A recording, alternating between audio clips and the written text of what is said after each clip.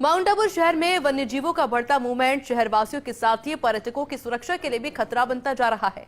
Force India भी इस मुद्दे को प्रमुखता से उठाता आया है। हालांकि फोर्स इंडिया पर भालू का आतंक शीर्षक से खबर को प्रमुखता से प्रसारित किया गया था और अब उसका असर भी देखने को मिल रहा है। इस पूरे मामले को लेकर माउंट आबू उपखंड अधिकारी डॉक्टर अंशु प्रिया गंभीर नजर आ रही हैं और इसी कड़ी में नगर पालिका के कार्मिकों की एक टीम बनाकर शहर में रात्रि गश्त करवाई जा रही है।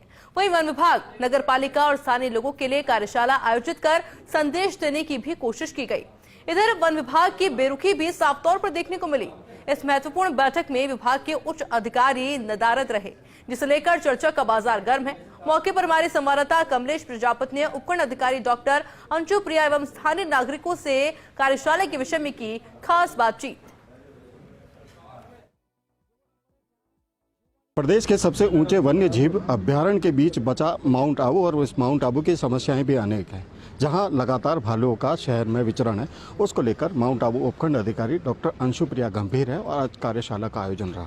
मेरे साथ डॉक्टर अंशु प्रिया, इनसे बात करेंगे। मैडम, आज क्या विशेष रहा कार्यशाला को लेकर? लगातार भालू शहर में आ रहे हैं, उसकी रोकथाम। बिल्कुल, माउंट आबू की जो जनता है, जो टूरिस्ट हैं और जितने भी लोग हैं, उन सब की सुरक्षा हमारा कर्तव्य है, दायित्व है। तो काफ़ी टाइम से ये न्यूज़ आ रही थी कि भालुओं के अटैक जो हैं वो शहर में बढ़ गए। आज हमने एक कार्यशाला का ऑर्गेनाइजेशन किया जिसमें कि वन विभाग और नगर पालिका दोनों ही स्टेक होल्डर्स को आना था। नगर पालिका से तो लोग थे, परंतु वन विभाग की तरफ से I think because of some official कारण जो इनके डीएफओ साहब थे वो नहीं आ पाए। परंतु मुझे लगता है कि सामंजस्य की कमी है इस प्रकरण में। एक प्रॉपर एसओपी, अगर भालू मुझे अटैक करे तो मैं उससे आत्मरक्षा कैसे करूं, अगर मैं सड़क पे चल रही हूं और भालू मेरे सामने से गुजरे तो मैं क्या करूं, या मेरे घर पे मैं ऐसे क्या उपाय लगाऊं जिससे कि यदि भालू मेरे पास आता है तो मैं उससे बच पाऊं। ये तो एसओपी जारी होनी ही चाहिए। आज शाम तक मैंने फॉरेस्ट डिपार्टमेंट से रिक्वेस्ट भी किया है कि इस प्रकार की एक एसओपी एक हेल्पलाइन नंबर के साथ जारी करें। और नगर पालिका की ड्यूटी ये बनती है कि जो शहर के क्षेत्र में कचरा है उसका आप निष्पादन करें, क्योंकि शहरी क्षेत्र में जो खाने के पदार्थ होते हैं उससे भालू जो है वो बहुत अट्रैक्ट होते हैं। होटल एसोसिएशन को और बाकी सारे लोगों को मेरा ये हम्बल रिक्वेस्ट है कि आने वाले दिनों में भी पर्यटन का सीज़न है, तो आप सभी इस बात का ध्यान रखें कि नगर पालिका क्षेत्र में खुले में कचरा ना हो। प्रशासन इसके प्रति भी काफ़ी सख्त रहेगी और मैं उम्मीद करती हूँ कि आने वाले समय में प्रशासन और फॉरेस्ट दोनों साथ मिलके ये जो भालुओं का आतंक है या फिर और भी जो इश्यूज़ हैं माउंट आबू में वन विभाग को रिलेटेड, उसका हम मिल बैठ के एक समाधान निकालें और माउंट आबू की जनता सुरक्षित रहे। मेरे साथ यहाँ पर देखिए कुछ स्थानीय लोग हैं, उनसे भी बात करने की कोशिश करूँगा। अजय भैया, आप बताइए क्या देखने को मिला और क्या ऐसा लग रहा है?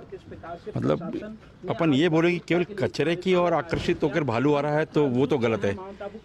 मेरी दुकान, मेरे पास में दूध की दुकान, कहीं कचरा वहाँ बिल्कुल नहीं था, लेकिन फिर भी भालू आया, उसने मेरी दुकान में नुकसान करा। पास में दुकान जो दूध की दुकान थी वहाँ नुकसान करा उसने। और कितना भी सुरक्षा कर लो, बहुत हेवी गार्ड्स थे, हमारी जो लोहे की गार्ड थी वो तोड़ दी उसने। तो ये तो कोई समस्या समाधान नहीं कि कचरा हटा दोगे तो भालू नहीं आएगा। ये तो फॉरेस्ट डिपार्टमेंट को चाहिए कि कुछ ऐसी व्यवस्था करे कि भालू शहर की तरफ आ ही नहीं सके। ये तमाम लोग हैं, चाहे अधिकारी हो या यहाँ की स्थानीय जनता, तमाम लोगों का एक ही कहना है कि वन विभाग और आम नागरिकों के बीच जो सामंजस्य की स्थिति है, जो कोऑर्डिनेशन जो होना चाहिए था, वो कोऑर्डिनेशन का अभाव है। और ऐसे में यदि वन विभाग की ये पहल होनी चाहिए कि जहाँ माउंट आबू इस वन्य जीव अभ्यारण्य के सेंटर में स्थित है, तो वन विभाग की ये पहल होनी चाहिए कि हम जनता से जुड़े और जो जनता की समस्याएं उसका निराकरण हो सके। सहयोगी छगन राणा के साथ Kamlesh Prajapati, first India news, mount Abu, Sirohi.